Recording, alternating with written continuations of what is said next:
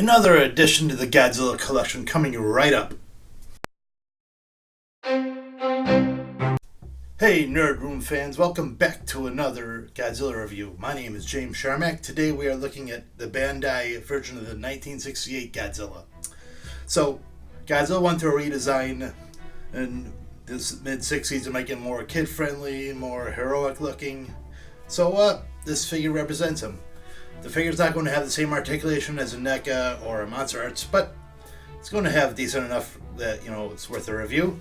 And we'll compare him to, say, the other Godzilla, see how he differentiates in the design and whatever. So sit back, relax. If you love these Godzilla reviews, hit that like button. Maybe share a video, subscribe to the channel if you haven't. But let's get to it. Let's take a look at the packaging. Let's take a look at the figure. And the whole 9 yards. Let's get at it. Alright, let's take you a tour around the packaging. So, this is the Bandai version of Godzilla, so it's more or less a cheap little cardboard thing that they stick on a peg. Retails for about $13. I got it from Walmart for about $12.95. Anyways, the front you have a nice picture of 1954 Godzilla right on the side there. Godzilla in Japanese text, or Gojira. Godzilla on the bottom. Now one put two Godzilla logos on the bottom. One obviously featuring 65-year anniversary. Godzilla on the side. Nice, you can actually see the figure obviously from that side, and that side Godzilla on the bottom. On the back you have other figures that the only one I don't have in this collection is King Caesar. You might get him eventually. I'm just not into the Godzilla enemies. I'm more into Godzilla, but I have the Millennium and I have the 54. Collect them all. Godzilla on the back has a couple of nice little Godzilla logos on the bottom there, obviously for Godzilla and the 2019 celebration. So we're gonna take off those tabs on the bottom, then remove them and talk about the figure. Okay, so we got them out of the package, looking spot on. Now let's talk about redesign. Okay, so obviously, as I said, he is a redesign. The eyes are basically bigger on him. He's got a nice elongated neck, so he looks they made him look more human, more or less.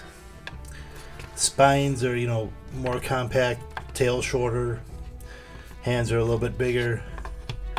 Just look at the head, for example. Let's get a close head, less of an animal, more closely related to a dog, sort of. And the eyes are pretty big. So we'll talk about that a little bit more, how he influenced, say, Godzilla 84 and whatever. Anyways, he's all in a very dark charcoal gray, not really the green that you've known him for. He's got nice little sharp teeth right there. Let's talk articulation, shall we? So, he has no neck articulation, no head articulation, so that kind of stinks.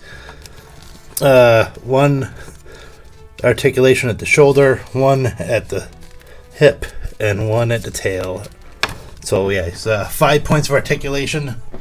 None at the head. That's a little disappointing, but whatever. So let's talk about the other figures and other Godzillas and where he is in the whole grand scheme of things. Okay, so we have three Godzillas to start off with. We have 54, we have 62, and we have 68.